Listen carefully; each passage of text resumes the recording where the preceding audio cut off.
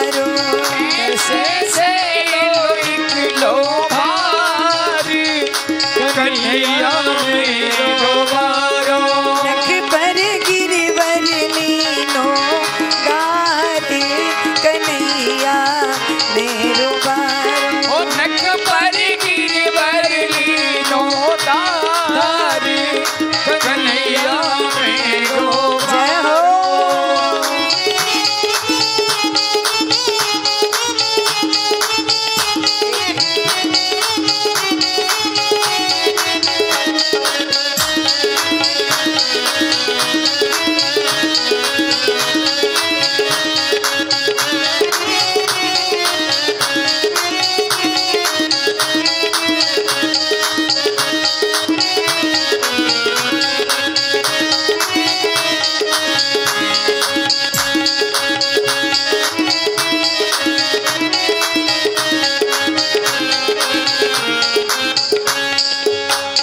जब कोप इंद्र नोए कीनो ब्रज गोवर धन तर दीनो।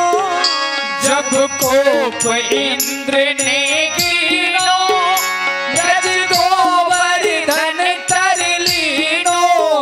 जब कोप इंद्र ने कीनो ब्रज गोवर्धन तर लीनो। जब कोप इंद्र ने कीनो ब्रज गोवर्धन तर लीनो। ओ बादल बरस बरस गई हारे कन्हैया मेरो बारो। बादल बरस बरस गए हार कन्हैया मेरो बारो। नख पर गिरवर लीनो धारे कन्हैया मेरो बारो। नख पर गिरवर लीनो तार कन्हैया मेरो बारो।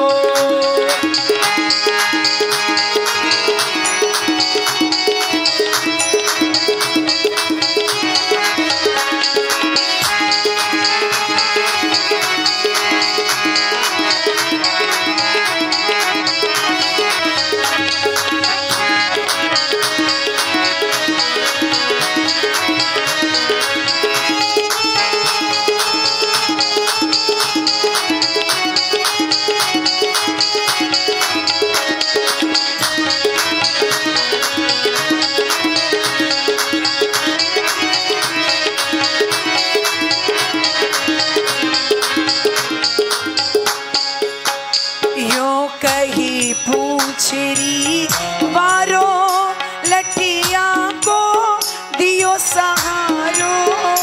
यो कहे पूछनी बारो लठिया को दियो सहारो। ओ लठिया को दियो सहारो। लठिया को दियो सहारो। रे मन भजले कृष्ण मुरारी कन्हैया मेरो बारो।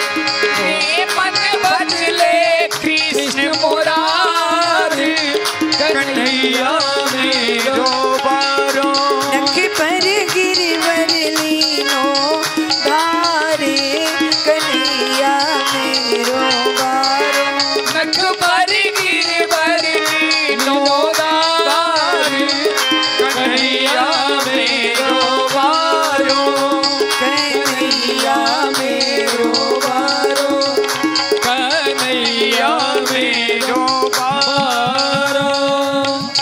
बोलिए गिरिराज धरन की जय। 7 दिन और 7 रात्रि पर्यंत गोविंद ने गिरि को धारण करके रखा, इसलिए भगवान का नाम हुआ गिरधारी। सब ब्रजवासियों ने आज अपने अपने कंधा और अपने अपने डंडा सब लगा लिए और सबको ऐसा प्रतीत हो रहा है मानो हम सब ने मिलकर के गिरिराज गोवर्धन को उठा रखा है। ब्रजवासी बोले लाला कन्हैया, अब तक तो हमें पतो ही न थो कि हम लोग इतने पहलवान हैं।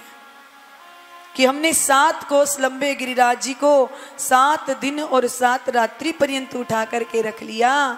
कन्हैया कहने लगे मैंने तो पहले ही कहा था कि खूब दूध दही खाओ, आज देखो इतना तुम्हें दूध दही माखन खिला दिया कि सारा का सारा बल काम आ गया ना। ब्रजवासी सब प्रसन्न हो गए। हाँ कन्हैया, ये सब तेरे माखन दूध दही का ही प्रताप है कि हमने 7 कोस लंबे चौड़े गिरिराज जी को उठा लिया। पर जब 7 दिन सने सने व्यतीत होने को आए,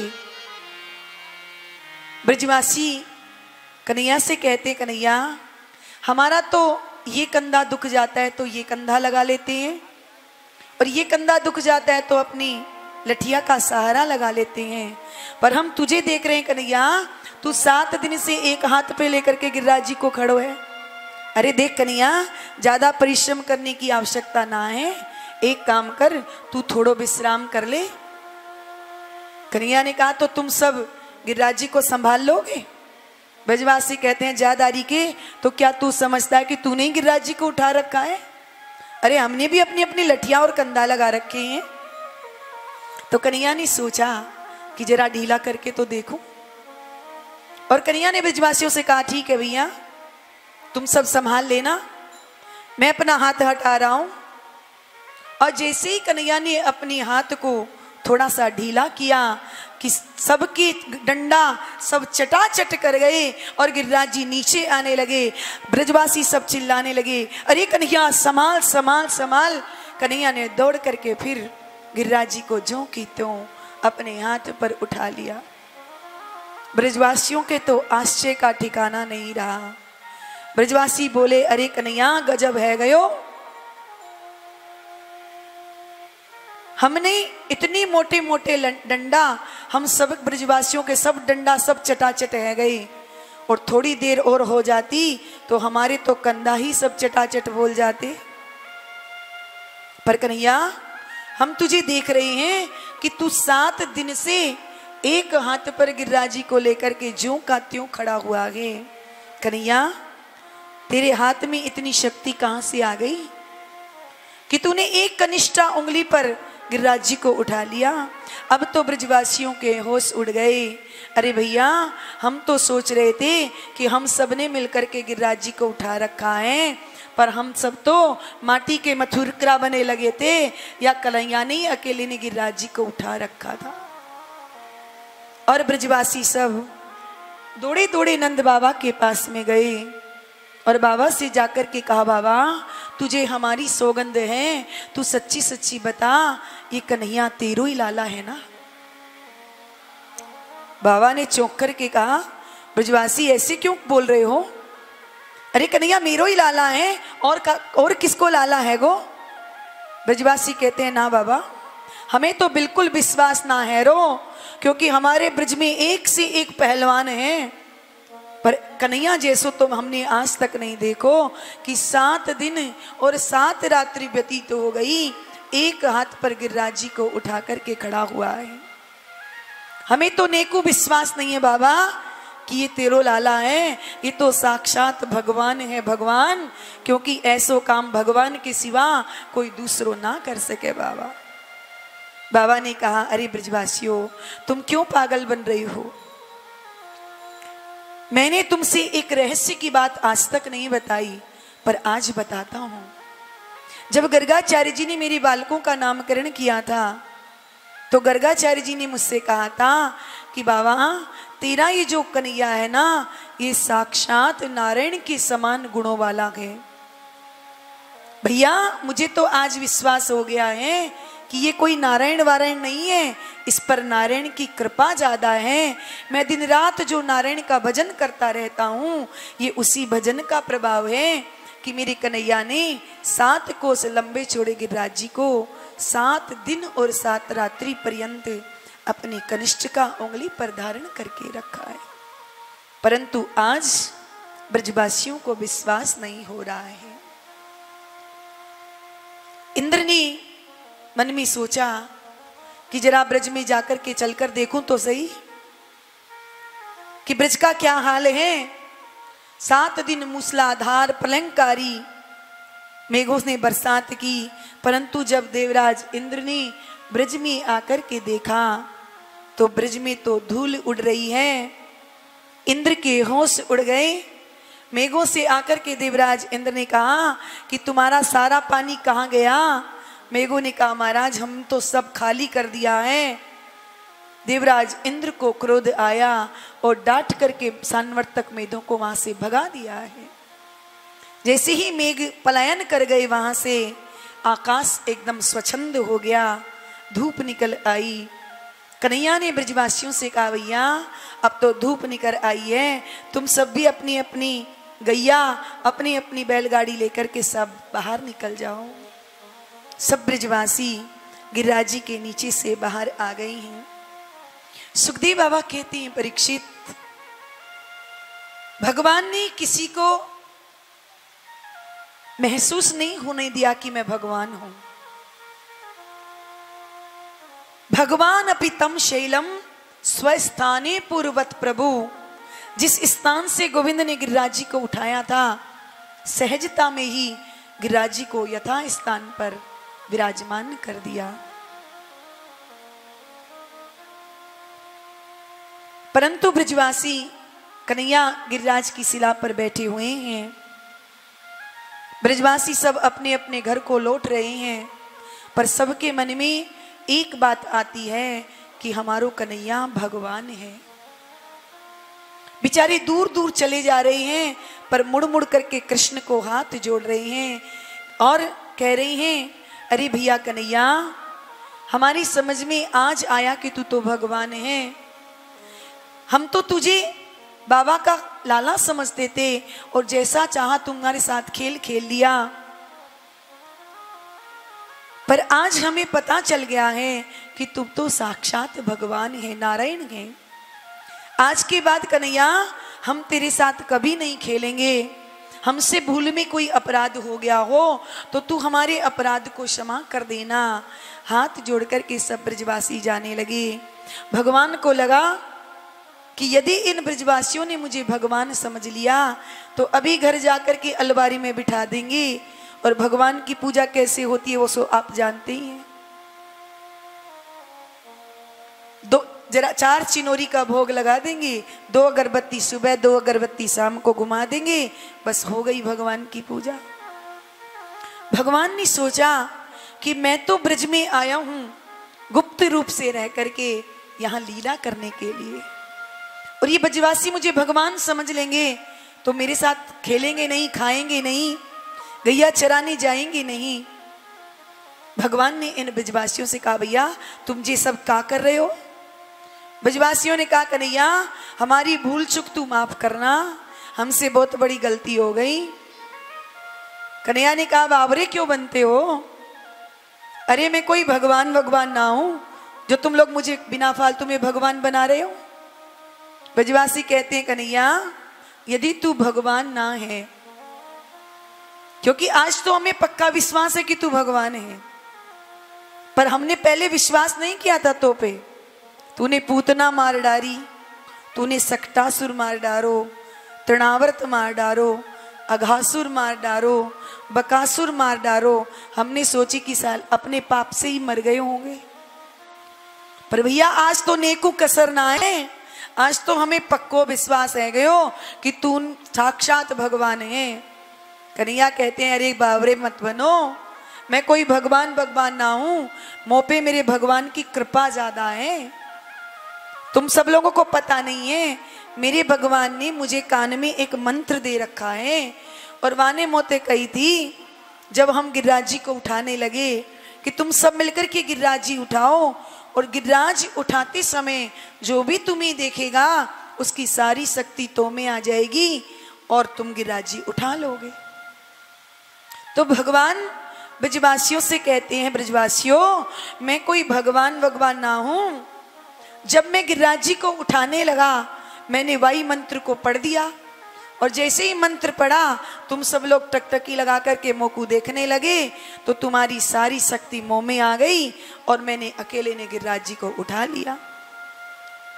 कि कछु माखन को बल बढ़ियो कछु गोपन करी सहाई, श्री राधा जू की कृपा सो मैंने गिरवर लियो उठाए। श्री राधे जू की कृपा से मैंने गिरवर लियो उठाए। अरे मैं कोई भगवान ना हूं, वो तो तुम्हारी शक्ति मुझ में आ गई, इसलिए मैंने गिरिराज जी को उठा लिया। ब्रजवासी ताली मार करके हंसने लगे। अरे कन्हैया, सोई तो हम सोचे कि आजकल हम इतने कमजोर कैसे है गए। अरे कन्हैया, जब तू मंत्रन से हमारी सारी शक्ति खींच ली तो हमारे में बचाई क्या था जो हम गिरिराज जी को उठाते। कन्हैया ने फिर ब्रजवासियों को विश्वास दिला दिया कि मैं भगवान नहीं हूं, और ब्रजवासी सब दौड़ करके कन्हैया को अपने गले से लगाने लगे। वही खेल और वही क्रीड़ा भगवान की ब्रजवासियों के साथ होने लगी। ब्रजवासी सब वृंदावन लौट करके चले आए, पर प्रतिपदा के दिन गिरिराज जी की पूजन हुई। द्वितीया को भाई दूज का उत्सव मनाया ब्रजवासियों ने, और तृतीया से देवराज इंद्र ने वर्षा करना प्रारंभ किया और नौवीं पर्यंत वर्षा की। नौवीं तिथि को मेघों को डांट करके भगाया, आकाश स्वच्छ हुआ तो गिरिराज जी को यथा स्थान पर प्रभु विराजमान कर दिए। ब्रजवासी सब अपने घर चले गए। एकांत अवसर पाकर के 10वीं तिथि को देवराज इंद्र श्री कृष्ण के पास में आए हैं और आकर के गोविंद के चरणों में गिरने लगे। अपने अपराध के लिए देवराज प्रभु से क्षमा मांगने लगा। सुखदेव जी महाराज कहते हैं, परीक्षित, देवराज इंद्र ने 10 श्लोकों से भगवान की स्तुति गाई है कि विशुद्ध सत्वम तब धाम शांतम तपोमयम ध्वस्त रजस्तमस्मकम मायामयोयम गुण। जो गुण आपको छू भी नहीं सकता है, आप ही जगत के पिता हैं, आप ही, आपकी माया के द्वारा ही ये जगत सत्यव्रत प्रतीत होता है। ऐसे हे प्रभु, आपके चरणों में मेरा बार बार वंदन है। आप ही जगत के पिता हैं, आप ही जगत के गुरु हैं, आप ही जगत के मालिक हैं। मुझ जैसे जगदीश माननियों के मान को मर्दन करने के लिए ही आप प्रकट हुए हैं। हे प्रभु, यद्यपि मेरा ये अपराध क्षमा के योग्य नहीं है, फिर भी आप मेरे अपराध को क्षमा करें, मुझ पर अनुग्रह करें। भगवान, जब देवराज इंद्र ने 10 श्लोकों के द्वारा भगवान की स्तुति गाई, भगवान प्रसन्न हो गए और देवराज इंद्र से कहा, देवराज, मैं तुमसे प्रसन्न हूं, जाओ तुम अपने लोक को चले जाओ। देवराज इंद्र सुरभि गाय को अपने साथ लेकर के आए और गाय के दुग्ध से भगवान का अभिषेक कराया, इसलिए भगवान का नाम पड़ गया गोविंद। इंद्र ने भगवान को गोविंद नाम दिया। देवराज इंद्र वहां से चले गए। एकादश्याम निराहारे समभ्यर्च जनार्दन है स्नातुम नंदस्तु कालिंद्या द्वादशम जलमाविशत। नंद बाबा ने 10वीं तिथि को भगवान लौट करके आए। एकादशी के दिन नंद बाबा ने निर्जल एकादशी का व्रत किया। रात्रि में बाबा का ने सहस्त्र दल तुलसी से भगवान जनार्दन की उपासना की और भगवान बाबा रात्रि को विश्राम करने लगे। पर अर्ध रात्रि में ही बाबा को ब्रह्म बेला का ब्रह्म हो गया और बाबा अपनी कुछ सखाओं को लेकर के जमुना स्नान करने के लिए चले गए। सुखदेव जी महाराज कहते हैं, जैसे ही नंद बाबा ने जमुना जी में डुबकी लगाई कि डुबकी लगाते हुए तो सबने देखा पर बाबा जल से बाहर नहीं निकले। अब तो ब्रजवासी घबरा गए, दौड़े दौड़े भगवान श्री कृष्ण के पास में आए और कन्हैया से कहने लगे, अरे कन्हैया, बाबा नंद बाबा तो जमुना जी में डूब गई हैं। कन्हैया ने जैसे ही सुना, कन्हैया दौड़ करके आए और जहां बाबा ने डुबकी लगाई थी, कन्हैया छलांग लगा करके जमुना जी में कूद पड़े और सीधे बैकुंठ में पहुंच गए। जैसे ही वरुण देवता ने भगवान का दर्शन किया, उठ करके भगवान की पूजा की है। सुखदेव बाबा कहते हैं कि वरुण देवता ने प्रभु के चरणों में साष्टांग दंडवत प्रणाम किया और कहा, प्रभु आपने यहां आने का कष्ट क्यों उठाया? भगवान ने कहा, वरुण, एक और तो तुम हमारी पूजा कर रहे हो, हमें प्रणाम कर रहे हो, और दूसरी तरफ तुमने हमारे बाबा को रस्सियों से बांध करके पटक रखा है। वरुण ने कहा, महाराज आपके पिता और यहां पर कौन है? भगवान ने कहा, वो कोने में जो बैठे हैं वो हमारे पिता हैं।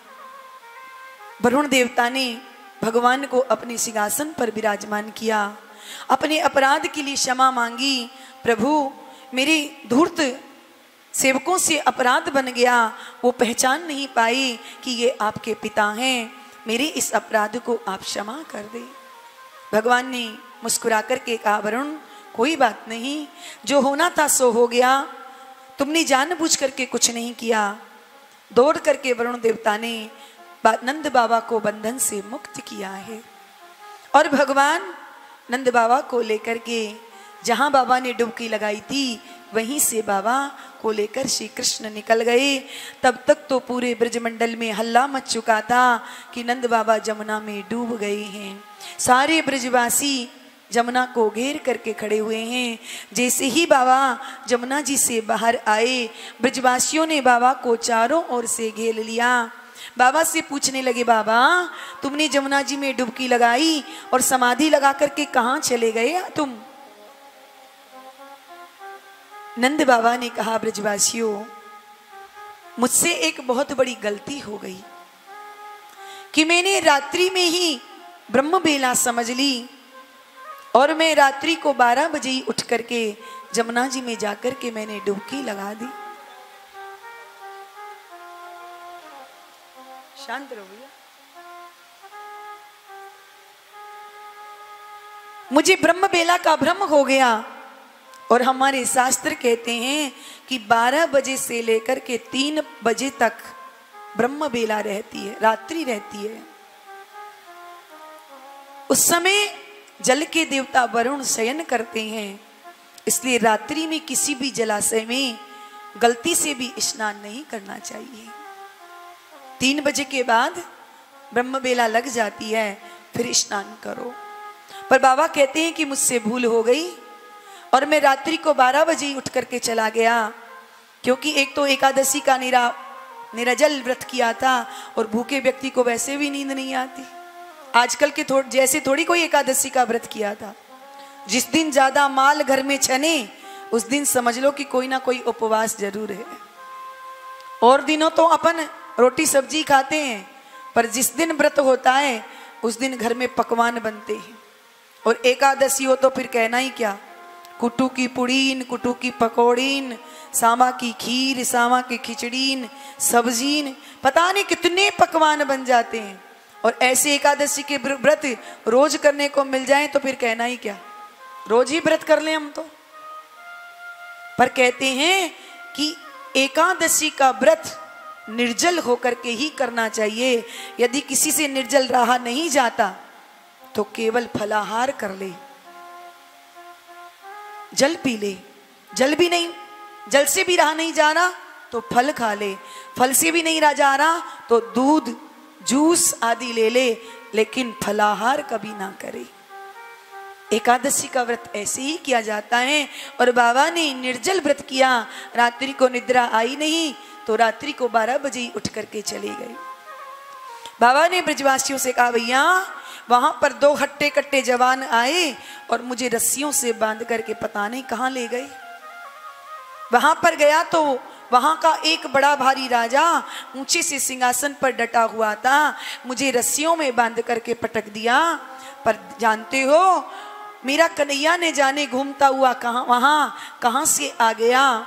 जैसे ही वहां के राजा ने मेरे कन्हैया को देखा तो तुरंत सिंहासन से खड़े होकर के मेरे लाला के चरणों में साष्टांग दंडवत प्रणाम करने लगा।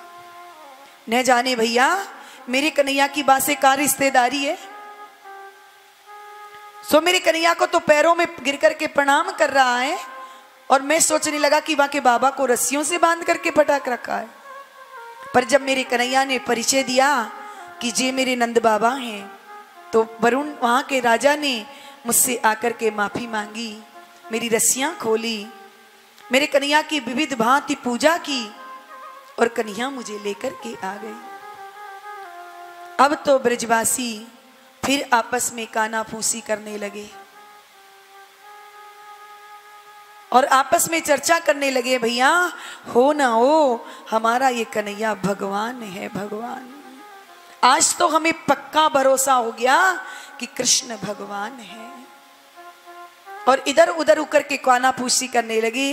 कन्हैया ने जब सुनी तो कन्हैया उन ब्रजवासियों के पास में गए और जाकर के ब्रजवासियों से कह रहे हैं, अरे ब्रजवासियों क्यों मुझे तुम जबरदस्ती आए दिन भगवान बना देते हो। अरे भैया मैं कोई भगवान ना हूं, परंतु मैं एक बात जानना चाहता हूं कि मैं तो भगवान नहीं हूं, पर मान लो कि यदि मैं भगवान हुआ तो तुम क्या करोगे। ब्रजवासी बोले, कन्हैया बना रहे तू भगवान, हमें तो से कोई काम नहीं है, पर बस हमारी एक इच्छा है कि यदि तू भगवान है तो हम एक बार तेरा बैकुंठ का दर्शन करना चाहते हैं। हमने सुना है कि तेरा बैकुंठ बड़ा सुंदर है, इसलिए हम उस बैकुंठ का दर्शन करना चाहते हैं। कन्हैया ने कहा, ब्रजवासियों मैं भगवान तो नहीं हूं, पर हाँ तुम्हें बैकुंठ का दर्शन अवश्य करा सकता हूं, और जिसे बैकुंठ का दर्शन करना है वो सब मेरे साथ चलो। और ब्रजवासी कहते, कन्हैया तू हमें बैकुंठ का दर्शन कराएगा। हाँ बिल्कुल कराऊंगा। और सबको लेकर के भगवान ब्रह्मांड घाट पर आ गई, जहां पर ब्रह्म कुंड बना हुआ है। और ये ब्रह्म कुंड है, जो लोग वृंदावन गए हों उन्हें पता होगा कि वृंदावन में रंगजी का मंदिर है। उस रंगजी के मंदिर में सोने का एक खंबा है, उस खंबे के पास में ही ब्रह्म कुंड है। अभी तो उसकी बहुत मरम्मत हो गई है, बहुत दिव्य उसे बना दिया गया है, दार्शनिक स्थान बना दिया गया है उसे। उस ब्रह्म कुंड पर कृष्ण लेकर के आए ब्रजवासियों को और कहने लगे, जिसे भी बैकुंठ जाना है वो इस कुंड में डुबकी लगा ले। ब्रजवासी बोले, कन्हैया इस कुंड में डुबकी लगाएंगे तो पहुंच जाएंगे बैकुंठ, अगर तूने हमें और कहीं भेज दिया तो। कन्हैया ने कहा कि तुम सबको मुझ पे विश्वास ना आएगा, अरे मैं भी तुम्हारे साथ चलूंगा। ब्रजवासी कहने लगे, जब तुम साथ चलोगे तो हमें कोई भय नहीं है। और कृष्ण की बात पर विश्वास करके उसी ब्रह्म कुंड में धमाधम सारे ब्रजवासी कूदते चले गए। कूदे थे ब्रह्म कुंड में और पहुंच गए बैकुंठ में। जैसे ही बैकुंठ में ब्रजवासी पहुंचे हैं और बैकुंठ की भव्यता का दर्शन किया गए तो आपस में चर्चा करने लगे, अरे भैया लगता है कि यही बैकुंठ है। जब इधर उधर देखने लगे तो वहां तो चार चार हाथ वाले इधर उधर सब भगवान के द्वारपाल सेवक सब घूम रहे हैं। ब्रजवासी सब कहने लगे, अरे भैया अभी तक तो हमने सुना ही सुना था कि चार चार हाथ वाले और चार चार मुंह वाले होते हैं, आज तो प्रत्यक्ष देख भी लिया। पर भैया एक बात बता कि हमारा कन्हैया कहाँ है। जब इधर उधर ब्रजवासी देखने लगे तो सामने ही भगवान शीश सैया पर विराजमान हैं और बड़े बड़े देवता बड़े बड़े वेद मंत्रों से भगवान की वेद स्तुति करते हुए चले जा रही हैं। एक ब्रजवासी ने कहा, अरे भैया देख वो रहा अपना कन्हैया। और जैसे ही ब्रजवासी आगे बढ़े कि भगवान के द्वारपालों ने छड़ी लगा करके रोक दिया। ब्रजवासी कहते अरे भैया हमें हमारे कन्हैया के पास जाना है, लेकिन दरबार सेवक कुछ बोल नहीं रहे। तो दूसरे ब्रजवासी ने कहा लगता है भैया ये हमारी भाषा को नहीं समझ रहे हैं, और हर देश की अलग अलग भाषाएं होती हैं। कहीं पे राम राम किया जाता है, तो कहीं राधे राधे कहा जाता है, कहीं जय श्री कृष्णा बोला जाता है, तो कहीं जय माता दी कहते हैं, कहीं हर हर महादेव कहते हैं, तो कहीं टाटा और कहीं बाय बाय भी होता है। ऐसे भी प्रदेश हैं। तो लगता है कि हमारी भाषा यहां पर कोई समझ नहीं रहा है, तो भैया हम कन्हैया तक पहुंचेंगे कैसे? तो ब्रजवासियों ने कहा भैया राम राम। तो सेवक ने छड़ी दिखा करके रोक दिया, मौनम आस्था, सब शांत हो जाओ और यहीं खड़े रहो, जो स्तुति आदि करनी है यहीं से कर लो, यहां से आगे नहीं जा सकते। ब्रजवासी कहते हैं भैया ये अच्छो वैकुंठ जो हमारे कन्हैया के पास को जा ही ना सके, इससे अच्छे तो हमारो ब्रज मंडल है, वृंदावन है, जहां जब चाहे कन्हैया को घोड़ा बना करके बैठ जाएं, जब चाहे हमारे कन्हैया के साथ कबड्डी खेलें। ऐसे बैकुंठ के लेके हम क्या करेंगे भैया? और ब्रजवासियों ने आंख बंद करके हाथ जोड़े, अरे कन्हैया हमें नहीं चाहिए तेरो या बैकुंठ, हमें तो तू हमारे वृंदावन में ही पहुंचा दे। और जैसे ही नेत्र बंद किए ब्रजवासियों ने आंख खोल करके देखा तो जिस ब्रह्म कुंड में डुबकी लगाई थी उसी ब्रह्म कुंड से सब ब्रजवासी बाहर निकल आए। जैसे ही बाहर आए हैं तो ब्रह्म कुंड के तट पर श्री कृष्ण तिरछे चरण से खड़े हैं और बंसी का निनाद कर रहे हैं। बंसी की धुन को सुनकर ब्रजवासी सब दौड़ पड़े और चारों ओर से दौड़ करके ब्रजवासियों ने श्री कृष्ण को घेर लिया है। सुखदेव जी महाराज कहते हैं परीक्षित, भगवान ने जब ब्रजवासियों को देखा तो ब्रजवासियों से पूछ बैठे, क्यों भैया देख आए वैकुंठ, कैसा लगा वैकुंठ तुम्हें?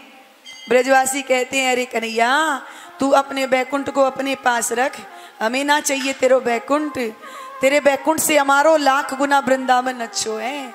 भगवान ने कही कि क्या कसर रह गई वैकुंठ में? तो ब्रजवासी कहते हैं भैया वहां कऊ का उससे राम राम भी नहीं करता है, तो ऐसे वैकुंठ में रह करके हम क्या करेंगे? हमारा तो वृंदावन ही सबसे अच्छो है। और भगवान ने इस प्रकार से समस्त ब्रजवासियों को अपने दिव्य वैकुंठ का दर्शन कराया है। सुखदेव जी महाराज ने इस दिव्य भगवान के ऐश्वर्यपूर्ण चरित्र का वर्णन करके अब सुखदेव जी महाराज भगवान के महारास में प्रवेश कर रहे हैं।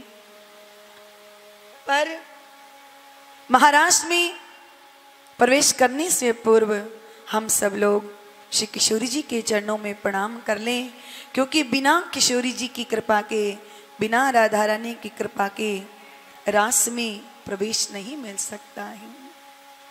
इसलिए हम मन से किशोरी जी की का कुछ क्षण के लिए वंदन कर लें, फिर महाराज की चर्चा हम लोग श्रवण करते हैं। बोले कभी तुम कृपा करोगी श्री राधा रानी, कभी तुम कृपा करोगी श्री राधा रानी, कभी तुम कृपा करोगी, अब तुम कृपा करोगी श्री राधा रानी, कब तुम कृपा करोगी श्री राधा रानी, कब तुम कृपा करोगी श्री राधा रानी, कब तुम कृपा करोगी, कब तुम कृपा करोगी, ओ कब तुम कृपा करोगी श्री श्यामा प्यारी, कब तुम कृपा करोगी, श्री श्यामा प्यारी, कब तुम कृपा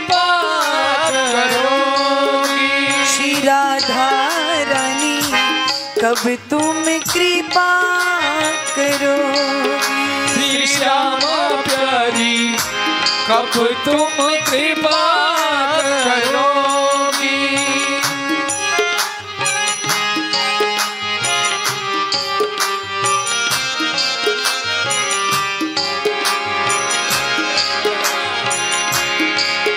श्री श्यामा प्यारी कब तुम कृपा करोगी। श्री श्यामा प्यारी कब तुम कृपा करोगी। मेरो मन नित चलत कुमारग। मेरो मन नित चलत कुमारग। मेरो मन नित चलत कुमारग। मेरो मन नित चलत कुमारग।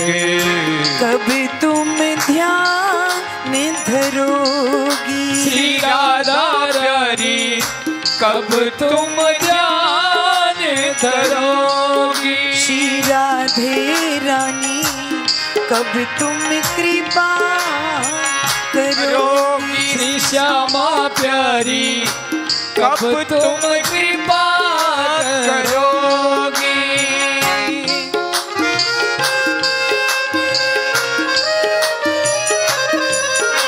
जय हो।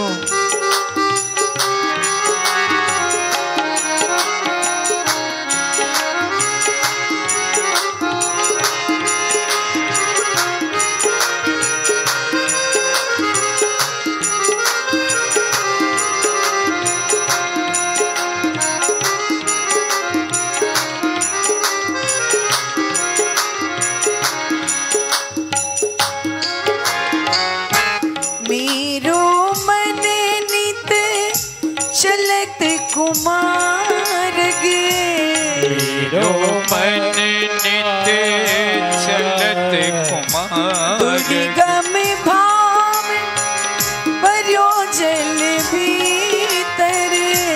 दुर्गम भाव भयो जग के तरे। कभी तुम शरण लोगी। श्री राधा प्यारी निज शरणनी कब लोगी। श्री राधा प्यारी निज कृपा करोगी। कब तुम कृपा करोगी। कब तुम कृपा करोगी। श्री राधे रानी कब तुम कृपा करोगी। श्री राधा रानी कब तुम कृपा करोगी। श्री श्यामा प्यारी कब तुम कृपा करोगी। श्री श्यामा प्यारी कब तुम कृपा करोगी।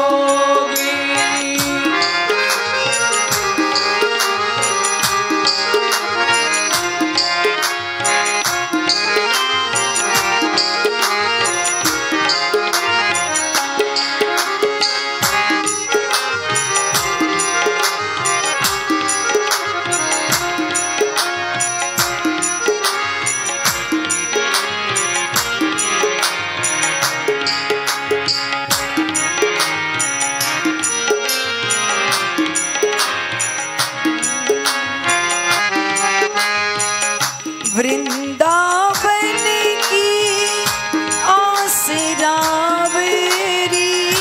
वृंदावन की आसरा मेरी।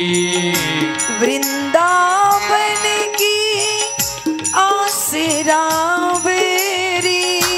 वृंदावन की आसरा मेरी।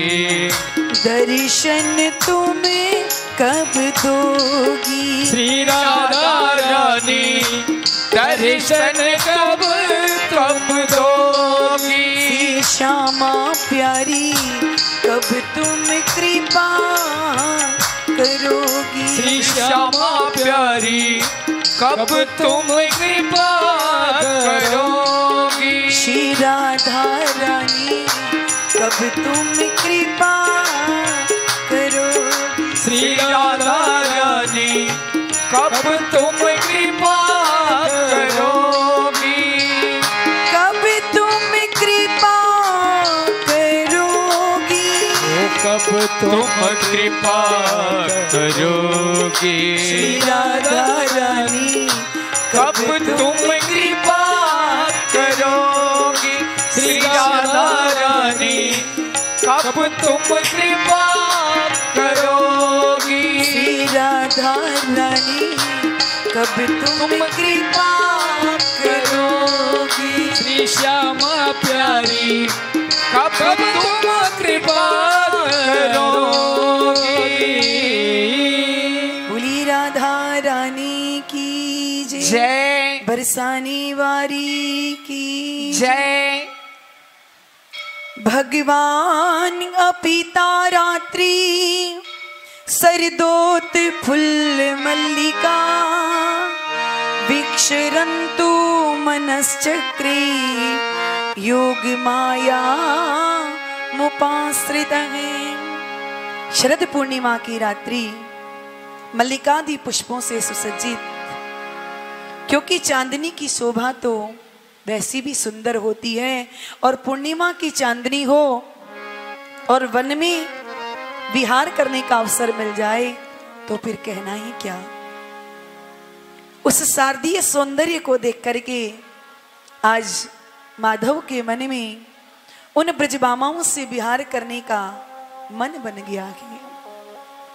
वैसे तो श्रुतियों ने भगवान को अमना कहा है, भगवान में कोई मन नहीं होता, परंतु संकल्प और विकल्प मन में ही उठते हैं। यदि मन नहीं होगा तो संकल्प और विकल्प मन में नहीं उठ सकते।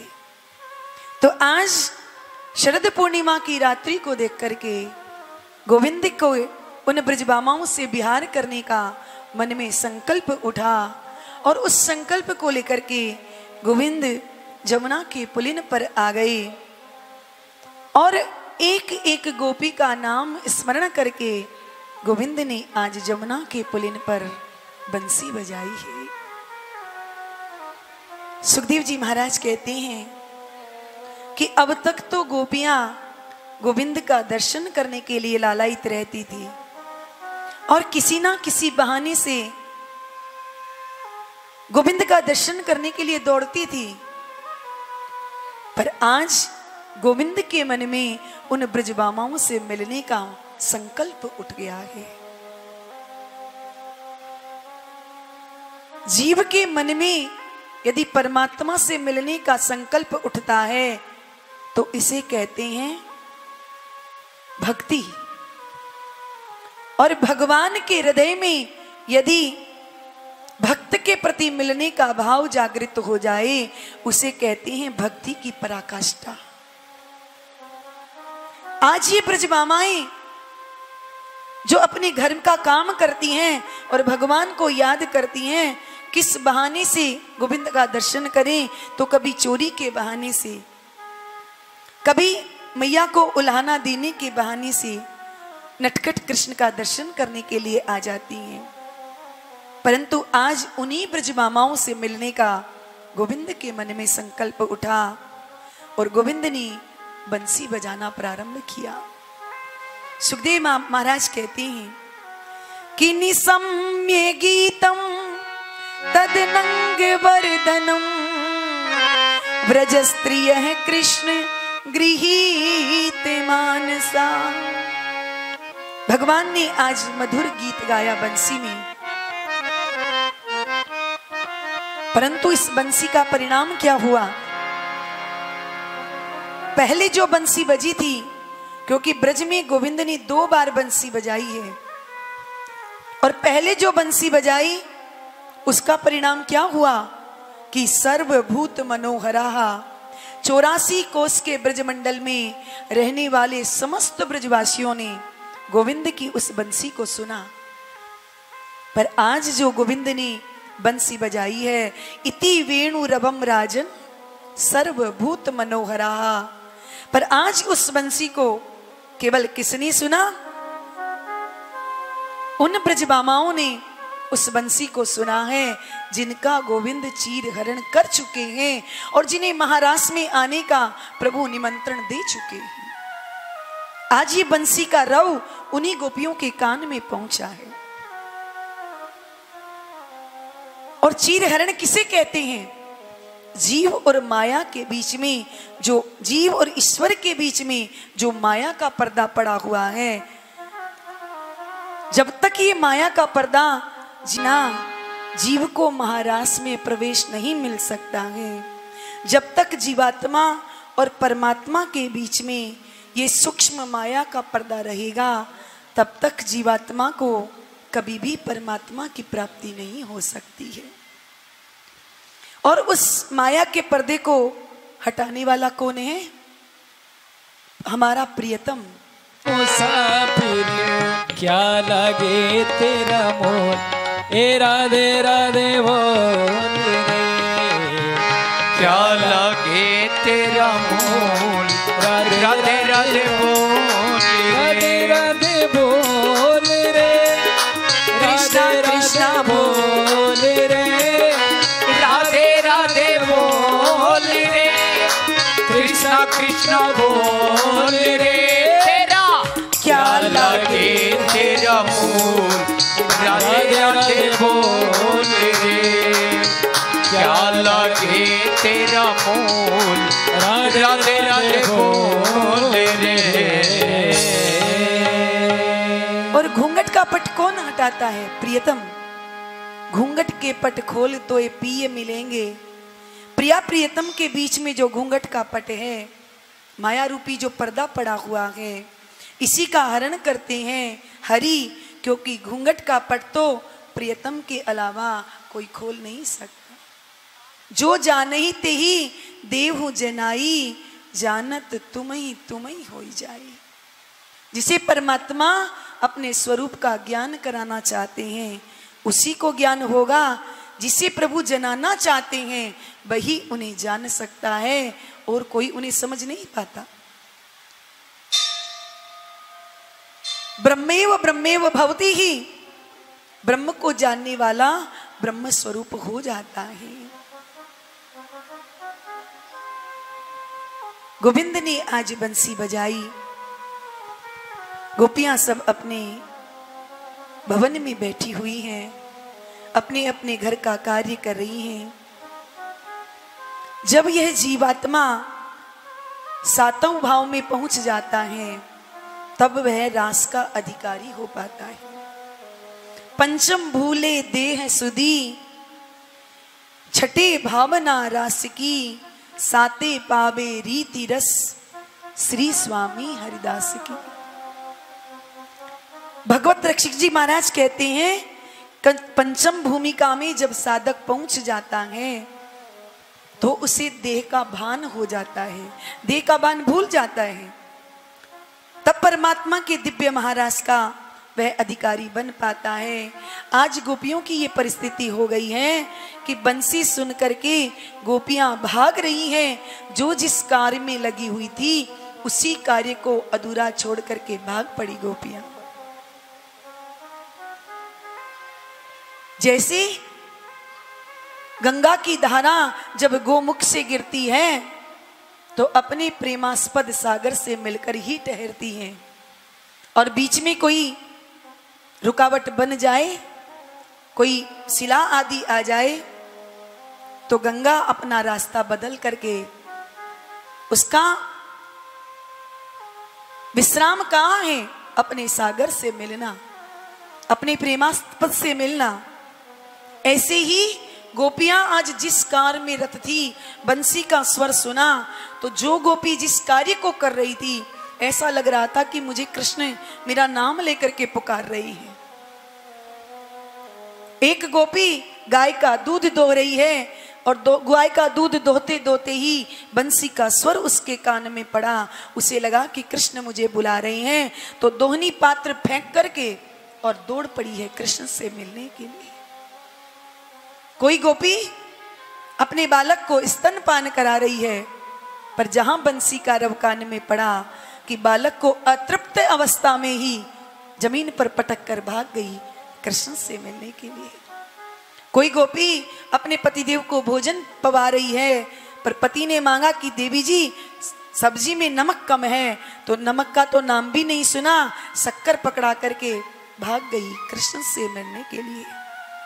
सुखदेव जी महाराज से परीक्षित कहते हैं, गुरुदेव इन गोपियों की इतनी ऊंची परिस्थिति। तो सुखदेव बाबा हंस करके कहते हैं, परीक्षित ये गोपियां कोई साधारण ग्वालिने नहीं है। गर्ग संहिता में इन गोपियों के भाव बताए गए हैं। ये गोपियां कौन हैं?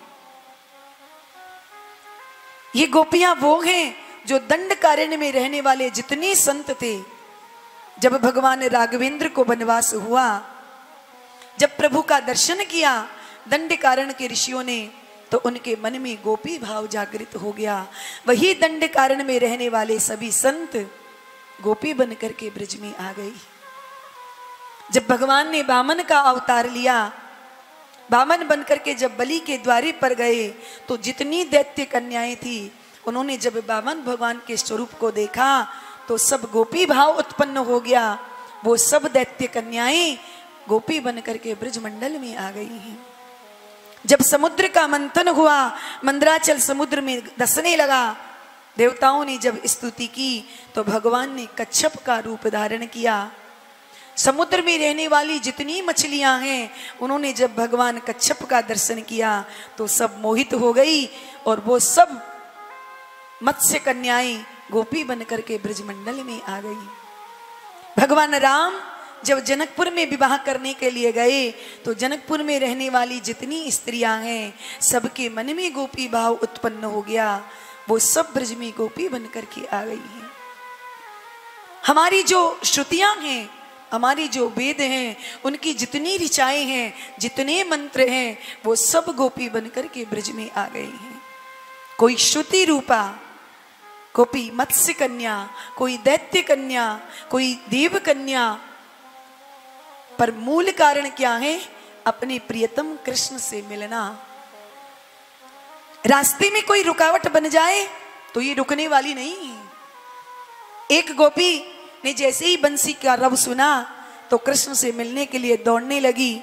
उसी समय उसके पति ने उसे देख लिया और पकड़ करके कमरे में बंद कर लिया, बाहर से ताला लगा दिया कि देखता हूं कैसे जाती है। उस गोपी के मन में ये भाव जागृत हो गया कि जो गोपियां कृष्ण से मिलने के लिए गई हैं, आज उन गोपियों का परम सौभाग्य होगा कि आज उन गोपियों को श्री कृष्ण का अंग संग प्राप्त होगा। कितना आनंद उन्हें मिलेगा, और आज उस रस से मैं वंचित रह जाऊंगी। ऐसी देह को रख करके मैं क्या करूंगी? उस गोपी ने योगाग्नि के द्वारा अपने प्राणों को त्याग दिया और सूक्ष्म रूप लेकर के उन गोपियों से पहले वो कृष्ण के पास पहुंच गई है।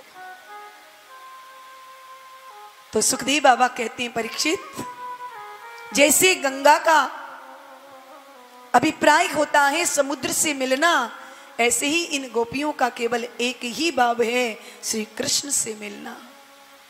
और कोई रोकने का प्रयास करेगा तो ये रुकने वाली नहीं है, अपने मार्ग को बदल करके जाएंगी, लेकिन मिलेंगी अपने प्रियतम श्री कृष्ण से। जब गोपियां भगवान श्री कृष्ण के पास वन में चली आई हैं, सुखदेव जी महाराज कहते हैं कि जैसे ही गोपियां आई हैं, गोपियों को देखते ही भगवान ने उनका स्वागत किया है। स्वागतम वो महाभागा प्रियम किम करवाणी है। अरे देवियों, आओ आओ, मैं आपका स्वागत करता हूँ, आपका बहुत स्वागत है।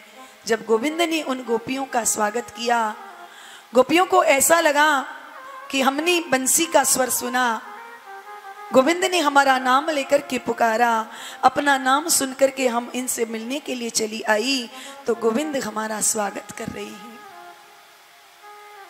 गोपियां मन में प्रसन्न हो रही हैं, परंतु श्री कृष्ण ने स्वागत करते करते गोपियों से पूछ लिया कि तुम यहां पर क्यों आई हो? ब्रूता गमन कारणम, आने का कारण क्या है? गोपियों के तो आशा पर पानी फिर गया और गोपियां मन में विचार करने लगी, अरे भाई कोई हमारे को निमंत्रण दे। किसी ने ब्राह्मण को निमंत्रण दे दिया, पंडित जी कल 12 बजे आप हमारे यहाँ भोजन करने आ जाना। पंडित जी ने अपनी पंडितानी को मना कर दिया कि देवी जी आज भोजन मत बनाना, आज हमारा निमंत्रण है। और दूसरे दिन पंडित जी 12 बजे पहुंच गए जिसने निमंत्रण दिया था। जाकर के दरवाजा खटखटाया, श्रीमान जी ने दरवाजा खोला और पंडित जी से कहा, आओ आओ पंडित जी, आपका स्वागत है, पर आपका आगमन कैसे हुआ? तो उन पंडित जी पे क्या बीतेगी कि मैंने पंडितानी को मना भी कर दिया कि तुम भोजन मत बनाना, और ये श्रीमान जी ने निमंत्रण किया और अब कह रहे हैं कि आपका आगमन कैसे हुआ। अब क्या मैं पंडितानी से जाकर के कहूंगा कि तू मेरे लिए भोजन बना? अब वो बनाने वाली नहीं है। तो उस पंडित जी के मनोरथ पर कैसा पानी फिर गया होगा। ऐसे ही भगवान ने गोपियों को बुला लिया नाम लेकर के, और जब गोपियां आ गई हैं तो श्री कृष्ण उनसे पूछ रहे हैं कि तुम्हारे आने का कारण क्या है, क्यों आई हो, तुम्हें बताना पड़ेगा। गोपियों ने सबने नीचे दृष्टि कर ली, विचार करने लगी कि अब क्या जवाब दें इन्हें। इन्होंने बुलाया है और यही पूछ रहे हैं कि क्यों आई हो। भगवान ने कहा, अच्छा अच्छा मैं समझ गया कि तुमने शरद पूर्णिमा की चांदनी देखी नहीं थी, शायद चांदनी देखने के लिए आई हो। गोपियों ने सिर हिला दिया और कहा कि नहीं नहीं, हमने चांदनी तो अपने जीवन में बहुत बार देखी है, हम चांदनी देखने नहीं आई। भगवान ने कहा, तो फिर क्यों आई हो? लगता है कि तुम जंगल देखने के लिए आए। दृष्टम वनम कुसुमितम राकेश कर रंजितम, तुमने जंगल नहीं देखा, शायद जंगल का अवलोकन करने आई हो। परंतु जंगल देखते देखते कोई शेर भालू तुम्हें ना देख ले, नहीं तो नाश्ता कर जाएगा, इसलिए भला इसी में है कि घर लौट करके चली जाओ। गोपियों ने सिर हिला दिया, नहीं नहीं, हम जंगल देखने के लिए नहीं आई हैं। भगवान ने पूछा, तो फिर क्यों आई हो? क्या अपने पतियों से झगड़ा करके आई हो क्या? अरे देवियों, पतिव्रता स्त्री को कभी भी घर छोड़ करके नहीं जाना चाहिए। पतिदेव चाहे कैसे भी झगड़ालू हो, कैसे भी हो, परंतु इस पतिव्रता स्त्री को कभी भी घर छोड़ करके नहीं जाना चाहिए। और तुम सब हो कि पति ने जरा सी खटपट हुई कि छोड़ करके यहां जंगल में आ गई हो, ये ठीक नहीं है, ये पतिव्रता स्त्री का लक्षण नहीं है। गोपियां मन में विचार कर रही हैं कि जब से आई हैं तब से एक ही बात कर रही हैं, यहां क्यों आई हो, चली जाओ, दौड़ जाओ, बस एक ही बात कर रही हैं। जब तक इन्हें ठीक से जवाब नहीं देंगे ये मानने वाले नहीं हैं। तो भगवान ने 10 श्लोकों में गोपियों से प्रश्न किया कि तुम यहां क्यों आई हो। तो गोपियों ने 11 श्लोकों में बड़ा ही सुंदर जवाब दिया है कि हम इसलिए आई हैं। भगवान ने कहा कि तुम पतियों से झगड़ा करके आई हो, चली जाओ। गोपियों ने सिर हिला दिया कि नहीं, हम झगड़ा करके नहीं आई हैं। तो फिर क्यों आई हो? आज भगवान इन गोपियों के मुख से इनके प्रेम को प्रकट करवाना चाहते हैं। जो गोपियों के हृदय में गुप्त प्रेम है कृष्ण के प्रति, आज उस प्रेम को इनके मुख से कहलवाना चाहते हैं कि हम आपसे मिलने के लिए आई हैं। पर गोपियां संकुचित हो रही हैं, कह नहीं पा रही, तो भगवान इधर उधर की बातें कर रहे हैं। और अंत में भगवान ने कह भी दिया कि क्या मुझसे मिलने के लिए आई हो क्या? गोपियों ने नीची दृष्टि कर ली, परंतु भगवान कहती हैं, ठीक है देवियों, मुझसे मिलने आई हो, अब तो मुझसे मिलन हो गया, मुझे अच्छी प्रकार से देख लिया, अब जाओ अपने अपने घर लौट करके चली जाओ। गोपियां श्री कृष्ण से कहती हैं, कन्हैया हम जब से आई हैं तब से तुम एक ही बात कह रहे हो, भाग जाओ, चली जाओ, लौट जाओ। पर कन्हैया हम जाएं कैसे? भगवान ने कहा पैरों से जाओ। और कैसे जाओ?